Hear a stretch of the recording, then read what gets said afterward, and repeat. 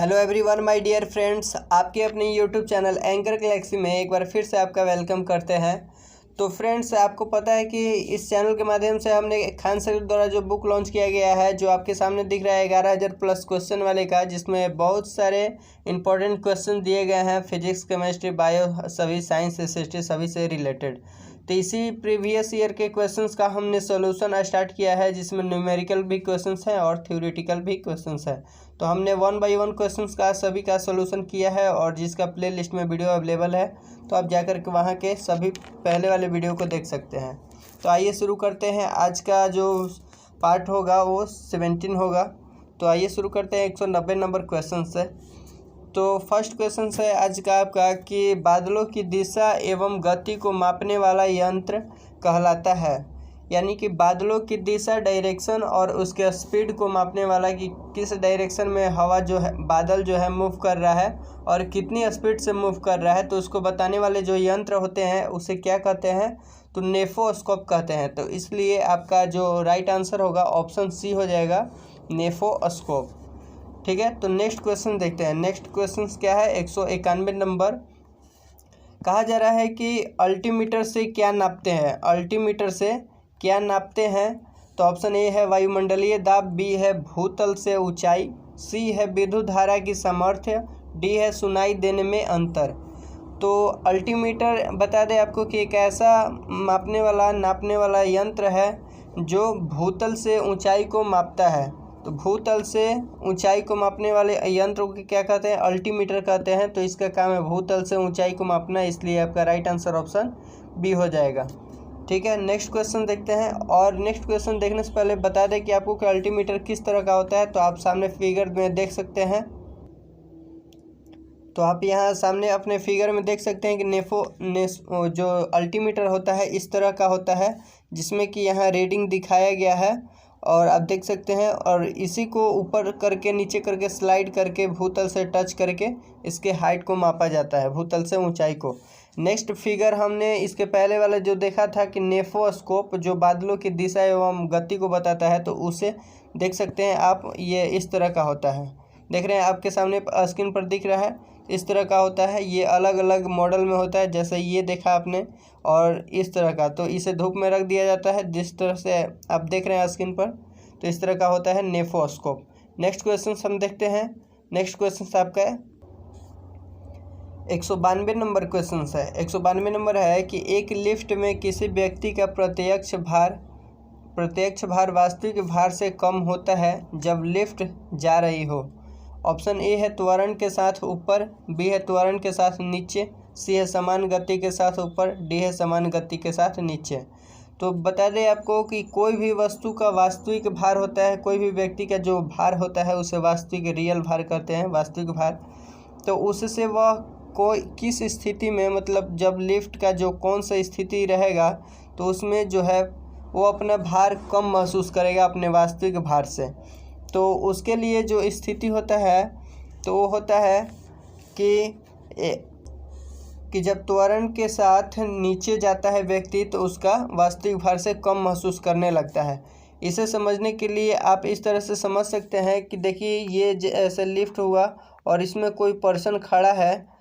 Person जब खड़ा है, तो जब त्वरण के साथ लिफ्ट नीचे जाएगा, यानी कि स्पीड के साथ नीचे जाएगा, तो इस समय जब नीचे जा रहा होगा, तो नीचे से क्या फील महसूस होता है कि नीचे से यानी कि कम। तो वास्तविक भार से, यानी जो मनुष्य है वास्तविक भार से अपना भार कम महसूस करेगा कब, जब नीचे जाएगा। तो अगर यही लिफ्ट त्वरण के साथ है, यदि ऊपर जाए और कोई भी व्यक्ति इसमें खड़ा हो या समान गति के साथ ऊपर जाए, तो इसमें क्या होगा कि ये भारी अपने आप को वास्तविक भार से अधिक महसूस करने लगेगा व्यक्ति, कि मेरा भार जैसे 50 kg था, तो वो अपने आप को लगेगा कि 60 kg का मैं हो गया, मैं ज़्यादा भारी है। तो इस तरह से आप लिफ्ट में चढ़े होंगे, तो वहाँ से आप देख सकते हैं कि कभी भी जब लिफ्ट त्वरण के साथ नीचे जाता है, तो बॉडी में लगता है, ऐसा फील होता है कि जान ही नहीं है, मतलब बॉडी का जो वेट है हवा की तरफ फील होने लगता है। तो आप देख सकते हैं, इसे फील कर सकते हैं। तो इस तरह से आपका राइट आंसर ऑप्शन बी हो जाएगा। अगर यही लिफ्ट में व्यक्ति खड़ा है और पूछ दे क्वेश्चन में कि यह वास्तविक भार से किस स्थिति में मतलब वास्तविक भार से यह अधिक भार अपना महसूस करेगा? तो त्वरण के साथ जब लिफ्ट ऊपर जाएगा या समान गति के साथ ऊपर जाएगा। तो इसलिए नेक्स्ट क्वेश्चन देखते हैं। नेक्स्ट क्वेश्चन से 193 नंबर है कि मनुष्य लिफ्ट में कब अपना भार महसूस करता है? मतलब अपना भार कब महसूस करेगा कि मेरा भार जो है कुछ है? तो ऑप्शन ए है त्वरण के साथ ऊपर जाते समय, बी है त्वरण के साथ नीचे जाते समय, सी है वेग के साथ ऊपर जाते समय और डी है इनमें से कोई नहीं। तो 193 का जो राइट आंसर हो जाएगा ऑप्शन ए हो जाएगा कि त्वरण के साथ ऊपर जाते समय। जैसे कि आपको मैंने ऊपर में समझाया था और आप समझे होंगे, तो एक ही बात को क्या रिपीट करना। तो चलिए नेक्स्ट क्वेश्चन देखते हैं। 194 नंबर क्वेश्चन है कि पृथ्वी से चंद्रमा पर जाकर वापस लौटने पर अंतरिक्ष यान के रॉकेट को किसके विरुद्ध कार्य करने के लिए अधिकतम ऊर्जा की आवश्यकता होगी? कहने का मतलब है कि जब कोई व्यक्ति, जैसे कोई व्यक्ति ही जाता है जिसको हम क्या कहते हैं, अंतरिक्ष यान नाम देते हैं, तो अंतरिक्ष यात्री कहते हैं उसको। तो अंतरिक्ष में जाता है यानी मून, ये मून हो गया और ये अर्थ हो गया। तो जब अर्थ से मून पर जाता है, मून से फिर रिटर्न होकर के अर्थ पर आता है, तो इस क्रिया में जो होता है, ये क्रिया जो होता है, इसके दौरान किसका विरुद्ध कार्य करता है जो है रॉकेट? तो ऑप्शन ए है चंद्रमा पर उतरते समय चंद्रमा का गुरुत्व। तो बता दें आपको कि चंद्रमा का गुरुत्व निगलेक्ट माना गया है, ऐसा माना गया कि इस पर गुरुत्व बल नहीं होता है। तो ये ऑप्शन ए गलत हो जाए, क्योंकि इस पर गुरुत्व बल होता ही नहीं है, तो इसका विरुद्ध कार्य करेगा कहाँ से? ऑप्शन बी है कि उड़ान शुरू करते समय पृथ्वी का गुरुत्व। तो ये ऑप्शन आपका राइट आंसर सही हो जाएगा, क्योंकि पृथ्वी में गुरुत्व बल है जो कि किसी भी वस्तु को अपने ओर खींचता है, अपने ओर अट्रैक्ट करता है। तो आपको बता दें कि ये ऊपर से नीचे की ओर कोई भी वस्तु को खींचता है, और कोई पर्सन है जो नीचे से ऊपर जाता है, तो अंतरिक्ष में जाने के लिए वो अर्थ से ऊपर जाता है। तो ऊपर जब जाता है तो इसके विरुद्ध कार्य कर रहा है, क्योंकि एक दूसरे के विरुद्ध कार्य हो रहा है। तो ये विरुद्ध कार्य करता है कब? जब यह अर्थ से यानी पृथ्वी से ऊपर जाता है, अंतरिक्ष में जाता है, उड़ता है। तो उड़ान शुरू करते समय पृथ्वी के गुरुत्व, ऑप्शन बी आपका राइट आंसर हो जाएगा। सी और डी आप पढ़ सकते हैं।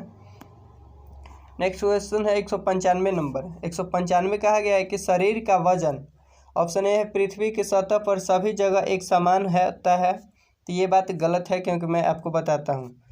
बी ध्रुवों पर अधिकतम होता है, option B is right answer. क्योंकि मैं बता दूं आपको कि जैसे कि ये अर्थ हो गया, ये अर्थ है, प्रवलयाकार की आकृति में है, थोड़ा सा चपटा टाइप का। तो जो इस तरह के अर्थ है, तो अर्थ में सबसे अधिक कोई भी वस्तु का द्रव्यमान ध्रुव पर होता है। क्या मैंने कहा कि कोई भी वस्तु का जो द्रव्यमान है सबसे अधिक पृथ्वी के ध्रुव पर होता है। इसके बाद इसके किसी भी सतह पर होता है, कोई भी सतह पर, यहाँ या यहाँ, मतलब कहीं भी सतह पर होगा।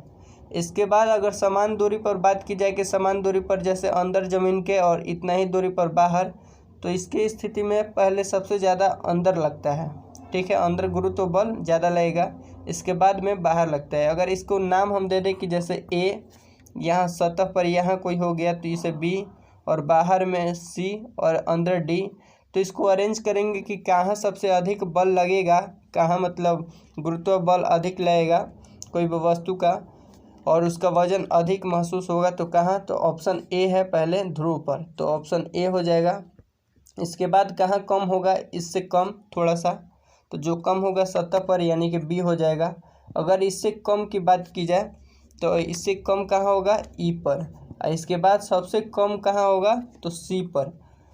तो आप समझ सकते हैं कि ध्रुव पर किसी भी वस्तु का द्रव्यमान सबसे अधिक महसूस होता है, अधिक बल लगता है। और इस थ्योरी से अगर आपसे क्वेश्चन कोई भी प्रकार का पूछे तो आशा करते हैं कि आप इसे सॉल्व कर सकते हैं।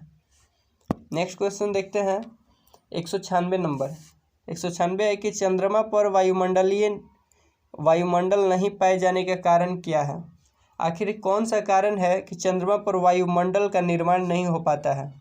तो ऑप्शन ए है कि गुरुत्वाकर्षण बल की अधिक क्षीणता के कारण, बी है अंतरिक्ष में अवस्थित होने के कारण, सी है पृथ्वी की अपेक्षा उसके भार में कमी, और डी है हवा की गतिशीलता के अधिक होने के कारण। तो इसका जो राइट आंसर है ऑप्शन बी हो जाएगा कि अंतरिक्ष नहीं, ऑप्शन ए हो जाएगा कि गुरुत्वाकर्षण बल की अधिक क्षीणता के कारण। ऐसा है कि देखिए बी में दिया गया कि अंतरिक्ष में अवस्थित होने के कारण, तो अंतरिक्ष में तो पृथ्वी भी है लेकिन पृथ्वी पर वायुमंडलीय का निर्माण हुआ है, तो इसके वजह से ऑप्शन बी आपका गलत हो जाएगा, क्योंकि चंद्रमा भी अंतरिक्ष में है और अंतरिक्ष में आपका पृथ्वी भी है। तो पृथ्वी में गुरुत्वाकर्षण बल होता है जिसकी वजह से वहाँ वायुमंडल का निर्माण हो पाता है, लेकिन चंद्रमा पर गुरुत्वाकर्षण बल नहीं होता है, जिसका कारण है कि गुरुत्वाकर्षण बल की अधिक क्षीणता के कारण, यानी कि वहाँ जो गुरुत्वाकर्षण बल है क्षीणता हो जाता है, यानी कि बढ़ जाता है, विभक्त हो जाता है और एकजुट नहीं हो पाता है, जिसकी वजह से वहाँ मून पर जो है वायुमंडल का निर्माण नहीं हो पाता है। यहाँ गुरुत्वाकर्षण बल ऐसा माना गया है कि नेग्लेक्ट माना गया है कि ऐसा कि मतलब यहाँ गुरुत्वाकर्षण बल है ही नहीं, ना के बराबर यहाँ होता है, तो इसकी वजह से वायुमंडल का निर्माण नहीं हो पाता है, इसलिए आपका राइट आंसर ऑप्शन ए हो जाएगा। नेक्स्ट क्वेश्चन 197 नंबर है। इस क्वेश्चन को थोड़ा सा अपने लॉजिक लगाकर पहले खुद से सॉल्व कीजिएगा, इसके बाद मेरे सॉल्यूशन बताए गए सॉल्यूशन को देखिएगा, ठीक है। तो क्वेश्चन है कि एक नदी के किनारे सड़क थी, दो मित्र घूमने निकले तथा स्थान ए से चलकर बी पर स्थित मंदिर तक जाकर वापस ए पर लौटे। एक 12 किलोमीटर प्रति घंटा की चाल से साइकिल पर जाता है तथा दूसरा 10 किलोमीटर प्रति घंटा की चाल से एक नाव से जाता है। यदि नदी का बहाव 4 किलोमीटर प्रति घंटा हो तो दोनों मित्रों में से कौन ए पर पहले लौटेगा, यानी कि पहले कौन लौटेगा जिसका कम टाइम लगेगा। तो यानी कि आपको टाइम का वैल्यू निकालना है, आपका स्पीड दिया गया है और जो दूरी है दोनों के लिए सेम है, क्योंकि ए से बी ही दूरी दिया गया है। क्वेश्चंस को यहाँ से समझिएगा।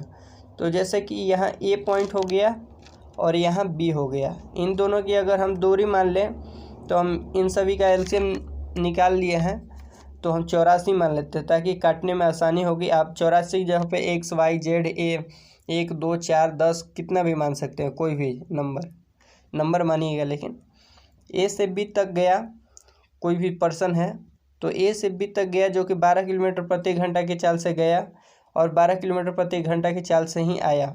कौन? तो साइकिल से जाने वाला व्यक्ति। अगर इसकी दूरी 84 है तो आपको बता दें कि टाइम बराबर जो होता है तो दूरी बटा में स्पीड होता है, दूरी बटा में स्पीड होता है यानी कि गति। तो दूरी हमने कितना माना है 84, ठीक है, और स्पीड कितना है 12 किलोमीटर प्रति घंटा। तो 12 किलोमीटर प्रति घंटा, तो इसका कितना टाइम लगेगा ए से बी तक जाने में, पहले आने का नहीं जाने में, तो 12 सत्ते 84 यानी कि 7 घंटा लग जाएगा, क्योंकि यहाँ किलोमीटर प्रति घंटा कहा गया है तो 7 घंटा लग जाएगा जाने में, ए से बी तक जाने में। अगर यही चाल से आता है तो फिर 7 घंटा लगेगा, यानी कि ए से बी तक, बी से ए तक फिर से वापस आने में कितना लग गया 14 घंटा लग गया। कब? तो जब 12 किलोमीटर प्रति घंटा की चाल से गया, साइकिल से गया, कितना लगा 14 घंटा, 7 जाने में 7 आने में, ठीक है, आपको याद रखना होगा 14 घंटा। अब बात करें नाव की, तो यहाँ ध्यान से सुनिएगा। तो देखिए बहाव, जो धारा की बहाव है अगर इस डायरेक्शन में है या इस डायरेक्शन में भी आप उल्टा भी मान सकते हैं, तो अगर इस डायरेक्शन में है और नाव से ये व्यक्ति जो है इधर ही जाता है, तो नाव की चाल जो है और धारा की चाल तो एक ही दिशा में अगर जाता है तो इसका स्पीड जो है जुड़ जाता है। तो 10 किलोमीटर प्रति घंटा की चाल से नाव है, नाव का चाल है 10 किलोमीटर प्रति घंटा और बहाव है 4 किलोमीटर प्रति घंटा। तो अगर एक ही डायरेक्शन में जाता है यानी ए से बी तक जाता है तो 14 किलोमीटर प्रति घंटा की चाल से जाएगा, ठीक है। तो इसका चाल कितना हो गया 14 किलोमीटर प्रति घंटा। तो इसमें भी हमें समय निकालना है, तो टाइम बराबर डिस्टेंस बाई स्पीड होता है, तो टाइम बराबर आपका हो जाएगा डिस्टेंस कितना है तो 84, क्योंकि साइकिल से और नाव वाले के लिए दोनों के लिए सेम ही दूरी है ए से बी तक, जिसे हमने 84 माना है, ठीक। यहाँ तक बात क्लियर है। तो 14 से आप भाग कीजिएगा क्योंकि गति आपका कितना हो गया बढ़ करके 14, तो 14 5 17 14 6 84 यानी कि 6 घंटा लगेगा, कम टाइम लगा जाने में उसकी अपेक्षा, क्योंकि उसका 7 घंटा लग रहा था साइकिल वाले का और नाव वाले का लगा है 6 घंटा, ठीक है, तो 6 घंटा। लेकिन अगर वो रिटर्न आता है 10 किलोमीटर प्रति घंटा की रिटर्न आता है और इधर 4 किलोमीटर प्रति घंटा की धारा बह रहा है, धारा इधर से इधर जा रहा है और नाव इधर से इधर आ रहा है, तो एक दूसरे के विपरीत कार्य हो रहा है, तो क्या हो जाएगा यहाँ स्पीड घट जाएगा। तो 10 में से 4 गया और उस टाइम हम एक ही दिशा में जा रहा, तो दोनों को जोड़े थे, लेकिन विपरीत यहाँ कार्य हो रहा है तो यहाँ घट जाएगा। तो 10 में से 4 गया तो 6 किलोमीटर प्रति घंटा, चाल जो है 6 किलोमीटर प्रति घंटा हो गया, चाल घट गया। तो फिर आने में कितना, तो दूरी तो वही है, तो 84, तो 84 भागा हम 6 करेंगे फिर से, तो कितना बार में कट जाएगा, तो 6 और 2 यानी कि 12 17 बरछक 72, 6 7 8 6 चौक 24 यानी कि 14 बार में कट जाएगा आपका। ठीक है, 14 बार में कट गया, तो यानी कि 14 घंटा लगा। जाने में नाव से लगा था 6 घंटा, आने में 14 घंटा लगा। अगर दोनों को जोड़ दें कितना घंटा लगा जाने में और आने में, 6 4 20 यानी कि 20 घंटा लग गया। नाव से आने और जाने में 20 घंटा लग गया। और जबकि साइकिल की बात करें तो साइकिल से जाने और आने में 14 घंटा लगा था। तो कौन पहले ए तक आएगा, तो जिसका कम समय लगा है। तो किसका समय कम लगा है, तो साइकिल से आने वाले का। तो ऑप्शन बी में है, देखेंगे कि कहाँ दिया गया है। तो ऑप्शन बी में देखिएगा तो साइकिल से जाने वाला लिखा हुआ है, तो ऑप्शन बी जो है आपका राइट आंसर हो जाएगा। अब एक ही बात को मैं क्या रिपीट करूं, तो अगर आपको नहीं समझ में आया होगा तो प्लीज़ आपसे रिक्वेस्ट है कि इस क्वेश्चन को समझिएगा। इस टाइप के क्वेश्चंस एग्ज़ाम में अक्सर बार पूछे जाते हैं और इसी कॉन्सेप्ट के आधार पर तो आप पीछे करके एक बार इसका फिर से सॉल्यूशन को देख सकते हैं। नहीं तो अगर समझ गए हैं तो बहुत अच्छी बात है। तो नेक्स्ट क्वेश्चन पर बढ़ते हैं। नेक्स्ट क्वेश्चन आपका क्या है, नेक्स्ट क्वेश्चन देखिए ये जो है वही वाला है।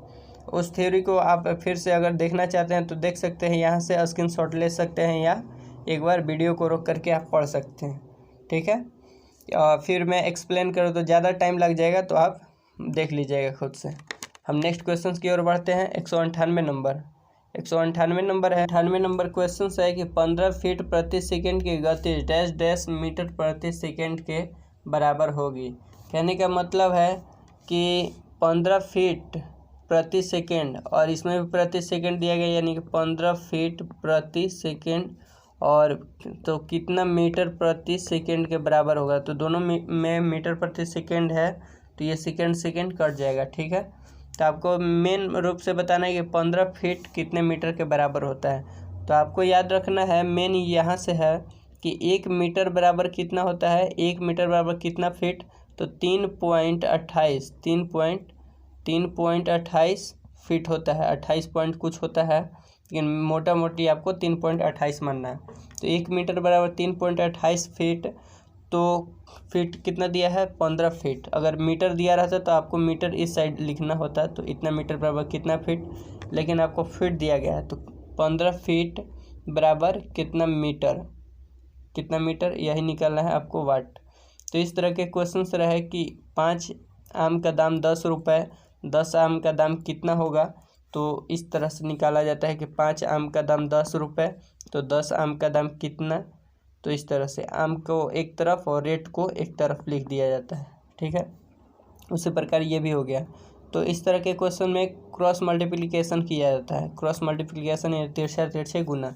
तो 1 से 15 में गुना हो जाएगा, 1 × 15 इक्वल टू कितना होगा, वाट इंटू कितना 3.28 यहाँ से चल नहीं पा रहा है, 3.28 हो जाएगा। यहाँ वाट को जब छोड़ कर किया अपने साइड आ जाएगा, डिजिट के साइड। तो ये इंटू में है तो इधर आएगा, तो बट्टा में, तो यहाँ 3.28 हो जाएगा। और जब यहाँ से कैलकुलेशन कीजिएगा आप तो 1500, तो पॉइंट हटेगा तो यहाँ 00, यानी 1500 भागे 328 से कीजिएगा तो आपका जो आंसर आएगा 4.57 आ जाएगा। 4.57 ऑप्शन नंबर डी आपका राइट आंसर हो जाएगा। तो मेन इसमें मुद्दा आपको याद करने वाला है कि 1 मीटर बराबर 3.28 सॉरी मैंने 28 अगर बोला होगा मुझे माफ़ कीजिएगा, 3.28 बोला जाता है। 1 डिजिट करके बोला जाता है पॉइंट के बाद। 3.28 हो जाएगा। 1 मीटर बराबर 3.28 फीट। ठीक है, तो इसी के बेस पर आप कैलकुलेशन कर लीजिएगा। नेक्स्ट क्वेश्चन है 199 नंबर। कोई पिंड वेग v के साथ ऊपर की ओर ऊर्ध्वाधर रूप से फेंका जाता है। कोई पिंड है, कोई वस्तु है, ऊर्ध्वाधर रूप से कहने का मतलब कि ऊपर यानी वर्टिकल डायरेक्शन में कोई भी वस्तु को फेंका जाता है, जिसे ऊर्ध्वाधर कहते हैं। ऊर्ध्वाधर रूप में फेंका जाता है। यह ऊंचाई पहुंचने के बाद एच ऊंचाई आप यहाँ भी मान सकते हैं, यहाँ भी मान सकते हैं, कहीं भी एच मान सकते हैं। और भी के चाल से यानी कि जा रहा है, भी मीटर प्रति सेकंड भी नहीं दिया गया, भी चाल से केवल बोला गया है, भी के साथ ऊपर जा रहा है स्पीड से। तो ऊपर से लौट आने के बाद पृथ्वी की ओर लौट आता है। पृथ्वी द्वारा पिंड द्वारा तय की गई दूरी तथा विस्थापन का अनुपात क्या होगा। तो देखिए इसमें भी जो है कितना वेग के साथ जा रहा है और कहाँ तक जा रहा है, तो इसका कोई साफ पता नहीं है, इसमें कोई मान नहीं दिया गया है, इसलिए हम इसे कैलकुलेशन नहीं कर सकते हैं। तो ये अनंत ऊंचाई तक आप मान सकते हैं, कहीं भी जा सकता है, हो सकता है यहीं से लौट आए, यहाँ से भी लौट आए। तो अगर ऊंचाई इसका दिया रहता है तो हम इसे फाइंड आउट कर सकते थे कि इस स्थिति में यह अनंत तक जा सकता है, इसका कोई लिमिट नहीं है। तो इसलिए आपका राइट आंसर 199 का जो होगा ऑप्शन डी हो जाएगा। नेक्स्ट क्वेश्चन देखते हैं 200। एक शिकारी वृक्ष पर लटके एक बंदर के सिर को लक्ष्य करके गोली चलाता है। इसमें भी देखिए दिमाग लगाने वाला क्वेश्चन है, मैं बताऊंगा 2-3 तरह से इसमें क्वेश्चन में पूछा जा सकता है। ये 12th के क्वेश्चंस के बेसिस पर है और आप देख सकते हैं इसको क्वेश्चंस को अच्छे लेवल पर पूछा गया है, ESM के एग्ज़ाम में 2004 में पूछा गया है। क्वेश्चन है कि एक शिकारी वृक्ष पर लटके एक बंदर के सिर को लक्ष्य करके गोली चलाता है। कोई जैसे कि शिकारी है, मैं बना देता हूँ इसी तरह से ताकि फिगर से आपके दिमाग में ज़्यादा क्वेश्चंस अच्छे से समझ में आए। और ये बंदूक से अपना गोली चलाता है, ये बंदूक हो गया। और ये जो वृक्ष है यहाँ से बंदर लटका हुआ है, बंदर जो है नीचे की ओर लटका हुआ है, ऊपर ये हाथ है पकड़ा हुआ है और ये लटका हुआ है, ठीक है। और जब ये गोली चलाता है, ये जो शिकारी है गोली चलाता है, शिकारी शिकार करता है, कोई भी जानवर को गोली बंदूक से तीर धनुष से मारता है। ये गोली चलाता है तो गोली चलने के ठीक समय बंदर कूद जाता है। जैसे ही शिकारी ये बंदूक से गोली चलाया तो ये बंदर क्या किया, नीचे की ओर उछल करके कूद जाता है।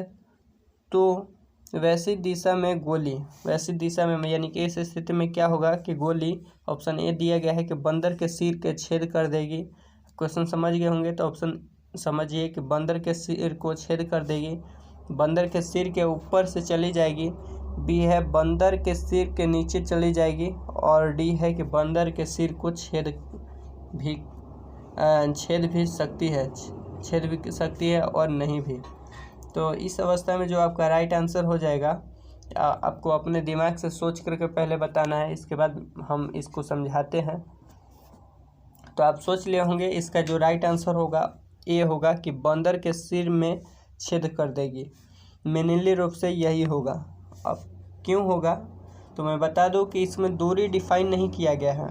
12th में अगर आप पढ़े होंगे, साइंस से होंगे, तो फिजिक्स में इस तरह के क्वेश्चंस बहुत बार पूछे गए हैं।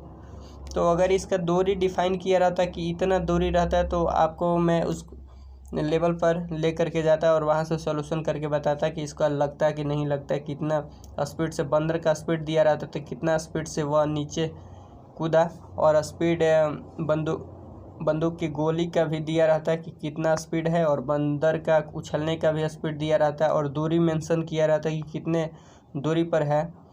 तो अगर यहाँ से अगर अधिक दूरी होगा तो क्या होगा कि बंदर अगर उछल गया होगा तो ये बंदूक द्वारा जो चला गोली ये बंदर के सिर से ऊपर की ओर चला जाएगा।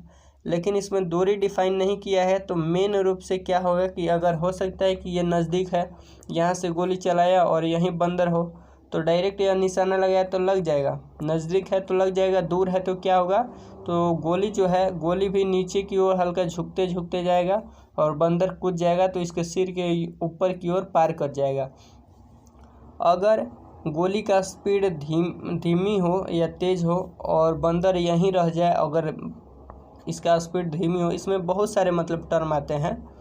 तो मेन इसका जो आंसर हो जाएगा ऑप्शन ए हो जाएगा। एक क्वेश्चन में अगर मैं बताने लगूँ तो बहुत ज़्यादा टाइम लग जाएगा, तो इस क्वेश्चन का ही केवल आंसर आप समझ लीजिए कि अगर इसमें दूरी और स्पीड डिफाइन रहता है तो ये अलग अलग टर्म से बनता है, इसका सॉल्यूशन होता है। लेकिन इसमें दिया गया है कि बस क्या इस थ्योरी को आप समझ करके आंसर लगाते हैं, तो इसका राइट आंसर हो जाएगा ऑप्शन ए।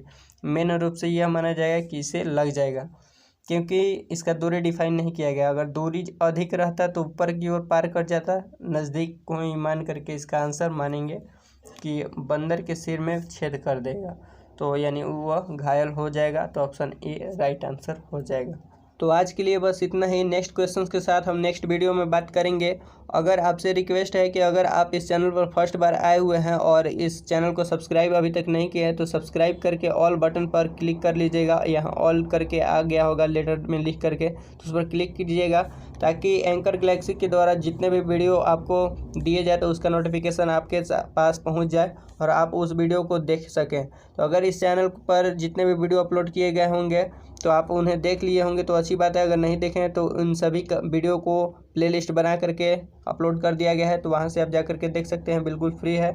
और अगर आपका भाई 12th है या बहन जो है आपके 12th में पढ़ रही होगी तो उन्हें भी ये वीडियो दिखाइएगा, ताकि ऐसा होगा कि वो आगे कॉम्पिटिटिव के क्षेत्र में जाए या इंजीनियरिंग क्षेत्र में जाए तो इस तरह के क्वेश्चंस उन्हें मिले तो आगे जा करके हेल्पफुल हो उन्हें पढ़ने में। तो ऐसे ही नेक्स्ट क्वेश्चंस के साथ हम नेक्स्ट वीडियो में बात करेंगे। तब तक के लिए बाय बाय, टेक केयर, जय हिंद।